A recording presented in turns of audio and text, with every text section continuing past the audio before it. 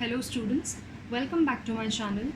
ना पिछले दो वीडियोस में हमने बात किया था SIR और SIP इफ़ेक्ट के बारे में।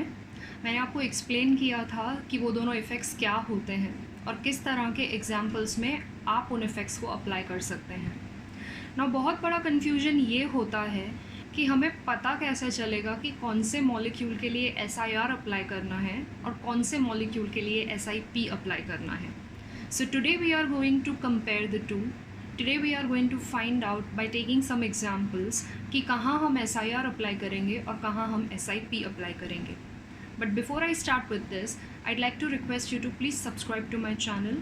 If you feel that the video is useful to you, give it a thumbs up, share it with your friends, and please hit the notification bell as well so that you get notified every time I upload a new video. Now let's get started. So what was SIR first of all? It was steric inhibition of resonance effect और SIP क्या था? Steric inhibition of protonation effect. Now ये दोनों effects में कुछ ना कुछ inhibit हो रहा है. क्या inhibit हो रहा था? SIR में steric hindrance की वजह से यानी कि crowding की वजह से resonance नहीं हो पा रहा था. Okay? और SIP में क्या हो रहा था? SIP में steric inhibition की वजह से crowding की वजह से प्रोटोनेशन नहीं हो पा रहा था और ये दोनों इफ़ेक्ट्स से हम लोग बेसिसिटी डिटरमाइन कर सकते हैं. ना बेसिकली ये दोनों भी ऑर्थो इफ़ेक्ट के जैसे ही हैं बिकॉज सब्सटीट्यूएंट्स हमें ऑर्थो इफ़ेक्ट की जैसे ही आने वाले हैं, ऑर्थो पोजिशन पे ही आने वाले हैं. लेकिन ortho effect was applicable only for benzoic acid. Okay, और SIR और SIP में मेनली नाइट्रोजन कंटेनिंग कंपाउंड्स ही आपके लिए आएंगे क्योंकि ये दोनों इफ़ेक्ट्स से हम लोग प्राइमरीली बेसिसिटी डिटरमाइन करते हैं. Now let us talk about two cases कि कब हम SIP अप्लाई करेंगे, कब हम SIR अप्लाई करेंगे. So suppose I have a molecule like this. यहाँ पे मेरे पास नाइट्रोजन है और नाइट्रोजन के ऊपर दो ग्रुप्स हैं, दैट इज़ X, और ऑर्थो पोजिशंस भी दोनों सब्सटीट्यूटेड हैं यानी कि Y है. नाउ इसमें हम लोग क्या करेंगे? सपोज हम X और Y में से Y को फिक्स कर देते हैं. लेट अस फिक्स दिस और हम X को वेरी करेंगे. ठीक है, Y को आपने फिक्स कर देना है और X को आप वेरी करोगे. वेरी करोगे इसका क्या मतलब है कि आप X का साइज़ बढ़ाते जाओगे. मतलब आप शुरुआत करेंगे लेट अस से हाइड्रोजन से. फॉर एग्जांपल ये दोनों X की जगह पे हाइड्रोजन है. तो सपोज एक एग्जांपल में हाइड्रोजन है, दूसरे एग्जांपल में आप एक हाइड्रोजन के बदले एक अल्काइल ग्रुप इंट्रोड्यूस करो. उसके बाद जो आप एग्जांपल लोगे उसमें दोनों हाइड्रोजन्स के बदले अल्काइल ग्रुप्स इंट्रोड्यूस करो. Like that you are going to change the size of X, यानी कि आप X का साइज़ इंक्रीज़ करते जाओगे. तो अगर Y फिक्स्ड है यानी कि ऑर्थो पोजिशन पे जो सब्स्टिट्यूशंस हैं वो फिक्स्ड हैं और X का साइज़ इंक्रीज़ हो रहा है तो फिर ये कौन सा इफ़ेक्ट होगा? Of course it will be an SIP, steric inhibition of protonation. Okay, क्योंकि अगर आप X का साइज़ इंक्रीज़ करते जाओगे तो स्टेरिक बल्क बढ़ने के कारण नाइट्रोजन पे प्रोटोनेशन नहीं हो पाएगा और अगर आपने प्रोटोनेशन किया तो आपको इसका जो कॉन्जुगेट एसिड मिलेगा वो डीस्टेबलाइज हो जाएगा. और अगर कॉन्जुगेट बेस डीस्टेबलाइज हो रहा है तो of course it is not a fruitful process, so will not do protonation, यानी कि प्रोटोनेशन यहाँ पे इनहिबिट हो जाएगा. That means in such cases when my substituents at ortho position are fixed और नाइट्रोजन पे जो है वो मैं वेरी कर रही हूँ, इस वाले केस में SIP इफ़ेक्ट अप्लाई होता है.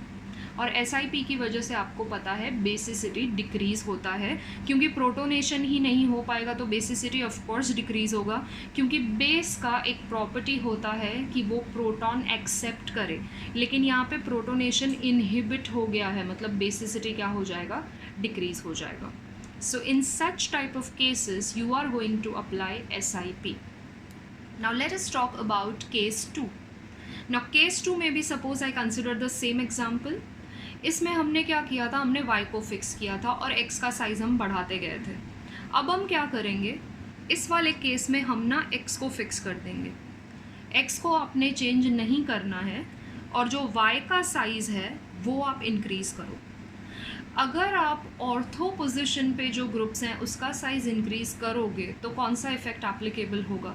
Of course it will B SIR, क्योंकि ऑर्थो पोजिशन पे अगर बल्कि ग्रुप्स होंगे तो फिर ये वाले जो सब्स्टिट्यूएंट्स हैं वो सेम प्लेन में नहीं रहेंगे, इस बॉन्ड का रोटेशन होगा, और इस बॉन्ड का रोटेशन होने की वजह से ये जो आपको दोनों ग्रुप्स दिखाई दे रहे हैं उसमें से एक ग्रुप आपके सामने आ जाएगा और एक ग्रुप आपके पीछे चला जाएगा, यानी कि रेजोनेंस नहीं हो पाएगा। रेजोनेंस के लिए क्या होना चाहिए, ये सारी चीज़ें प्लेनार होनी चाहिए, लेकिन ये लोग आउट ऑफ प्लेन हो जाएंगे, so resonance will not take place, so that will be steric inhibition of resonance. अब अगर यहाँ पे रेजोनेंस नहीं हो रहा है, नहीं हो रहा है इसका मतलब कि नाइट्रोजन के ऊपर जो लोन पेयर है वो रेजोनेंस में इन्वॉल्व नहीं होगा। अगर वो रेजोनेंस में इन्वॉल्व नहीं होगा तो इसका मतलब क्या है, वो ईजीली अवेलेबल होगा डोनेशन के लिए, और बेस वही तो होता है जो अपना लोन पेयर डोनेट करे, मतलब SIR वाले केस में बेसिसिटी विल इंक्रीज। तो जब ऐसा केस आएगा जब आपके ऑर्थो पोजिशन के जो सब्स्टिट्यूएंट्स हैं उनको आप वेरी कर रहे हो और आप नाइट्रोजन के ऊपर जो भी ग्रुप्स हैं उन्हें आप फिक्स रख रहे हो, तो आप कौन सा इफेक्ट अप्लाई करने वाले हो, you are going to apply SIR effect. Okay, so I hope this is clear to you. Now let us try to explain these two effects with respect to some examples. For example अगर मैंने ये consider किया है, यहाँ पे अगर आप देखोगे तो ये हमारा X है, ये हमारा Y है, ओके। तो यहाँ पे ये मैंने लिया है ऑर्थोटोलुइडिन, राइट। यहाँ पे दूसरे एग्जाम्पल में मैंने ये एनिलीन का जो 2 हाइड्रोजन्स है उसमें से एक हाइड्रोजन को रिप्लेस किया है मिथाइल से, और थर्ड एग्जाम्पल में मैंने दोनों हाइड्रोजन्स को रिप्लेस कर दिया है मिथाइल ग्रुप से। और यहाँ ऑर्थो पोजिशन पे जो सब्स्टिट्यूएंट है वो हर एक केस में मिथाइल ही है। तो ये कौन सा केस हो गया, this is case 1। Why case 1? Because my Y is fixed here, मैंने Y को फिक्स किया है और मैंने X का साइज़ इंक्रीज़ किया है। तो जब मैं Y को फिक्स करती हूँ, मैं X का साइज़ इंक्रीज़ करती हूँ, तो ये इफेक्ट होता है स्टेरिक इनहिबिशन ऑफ प्रोटोनेशन, यानी कि यहाँ पे SIP एप्लीकेबल होगा। अब आप ध्यान से सुनो, SIP होगा इसका मतलब क्या है कि प्रोटोनेशन नहीं हो पाएगा। नाउ इन तीनों में से जिस केस में प्रोटोनेशन ईजीली हो जाएगा that will B most basic, okay. वैसे तो स्टेरिक हिंड्रेंस सब में है, लेकिन सबसे ज़्यादा स्टेरिक हिंड्रेंस यहाँ किस में है, इसमें है। यानी कि यहाँ पे क्या होगा, प्रोटोनेशन करने के बाद आपको इसका जो कॉन्जुगेट एसिड मिलेगा वो डीस्टेबिलाइज हो जाएगा। डीस्टेबिलाइज हो जाएगा इसका मतलब क्या है, this molecule is going to be least basic. और यहाँ पे क्योंकि मेरे पास सिर्फ 2 हाइड्रोजन्स हैं, protonation will be an easy process, okay. तो फर्स्ट वाले में प्रोटोनेशन ईजीली हो पाएगा, that is why this is going to be most basic, followed by second and third. So order of basicity is 1, 2 and 3. The first one is most basic, क्योंकि less steric hindrance है, less steric hindrance होने की वजह से protonation easily होगा, और protonation होने के बाद आपको जो इसका कॉन्जुगेट एसिड मिलेगा वो स्टेबल होगा। That means this will be a very good base compare to this and this, okay. So this is the example of SIP effect. Now suppose if I consider the next example, यहाँ पे हमने क्या किया है, यहाँ पे हमने dimethyl aniline लिया हुआ है, ओके। ये डाईमीथाइल एनिलीन का डेरिवेटिव्स हैं। यहाँ पे मैंने नाइट्रोजन पे 2 CH3 रखे हैं हर एक एग्जाम्पल में, यानी कि मैंने X को फिक्स कर लिया है, लेकिन यहाँ पे हम Y को चेंज कर रहे हैं। फर्स्ट मॉलिक्यूल में if you look at this carefully, दोनों हाइड्रोजन्स हैं ऑर्थो पोजिशन पे। सेकेंड मॉलिक्यूल में one of the ortho position is substituted by methyl. In the third example, I have both the ortho positions substituted by methyl, और last example में दोनों ortho positions पे C2H5 है। तो यहाँ पे हमने क्या किया है, X को फिक्स कर दिया है, जो ऊपर वाला पोर्शन है उसे फिक्स किया है, और Y के साइज़ को हम इंक्रीज़ कर रहे हैं। तो जब ऑर्थो पोजिशन पे जो सब्स्टिट्यूएंट्स होते हैं उनका साइज़ इंक्रीज़ होता है तो उस इफेक्ट क्या बोला जाता है, SIR, that is steric inhibition of resonance, यानी कि इसमें रेजोनेंस नहीं होगा ना। जिस केस में रेजोनेंस नहीं होगा वहाँ पे बेसिसिटी ज़्यादा होगा। क्यों ऐसा, बिकॉज इसमें हर एक एग्जाम्पल में नाइट्रोजन पे लोन पेयर तो है, करेक्ट, और बेस कौन सा होगा या स्ट्रॉन्गर बेस कौन होगा, जिसमें नाइट्रोजन अपना लोन पेयर इजीली रिलीज़ कर देगा ना। If you look at this example, इसमें स्टेरिक हिंड्रेंस सबसे ज़्यादा है, स्टेरिक हिंड्रेंस ज़्यादा होने की वजह से ये वाला जो पाई बॉन्ड है, ये वाला जो लोन पेयर है और ये वाला जो पाई बॉन्ड है उसके बीच में रेजोनेंस नहीं होगा, क्योंकि ये वाला बॉन्ड यहाँ से रोटेट करेगा। और जब ये बॉन्ड रोटेट करेगा तो जो 2 CH3 हैं उसमें से एक आपके सामने आ जाएगा, एक आपके पीछे चला जाएगा।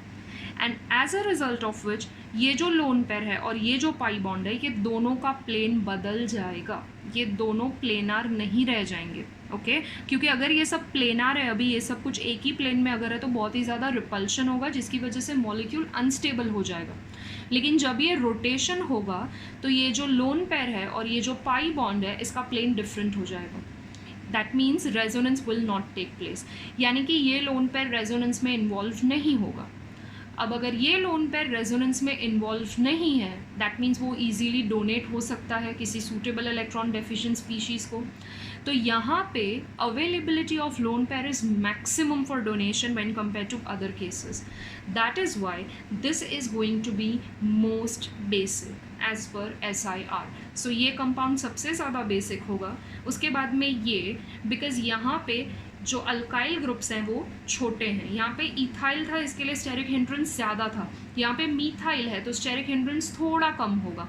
यहाँ पे एक ही मीथाइल है तो स्टेरिक हिंड्रेंस और कम हो जाएगा। और यहाँ पे दोनों हाइड्रोजन्स होने की वजह से resonance will very much take place, यानी कि जो नाइट्रोजन का लोन पेयर है वो रेजोनेंस में इन्वॉल्व होगा। और अगर ये रेजोनेंस में इन्वॉल्व होगा तो इसका मतलब है कि ये डोनेशन के लिए अवेलेबल नहीं होगा। दैट मीन्स ये वाला जो कंपाउंड है that will be weakly basic या weakest base out of these 4 according to the SIR concept. So यहाँ पे order of basicity is the 4th one is going to be most basic, then you will have last में 1st one which is going to be least basic. Okay so this is how you can apply SIR and SIP concept. आपको सिर्फ याद रखना है कि आपको कौन से केस में किस चीज़ को फिक्स करना है और किसको वेरी करना है। तो जब आप ऐसे एग्जाम्पल्स देखोगे तो आपको अपने आप समझ में आ जाएगा कि कहाँ पे आप SIP अप्लाई करोगे, कहाँ पे आप SIR अप्लाई करोगे। I hope this is clear to you. Thank you so much.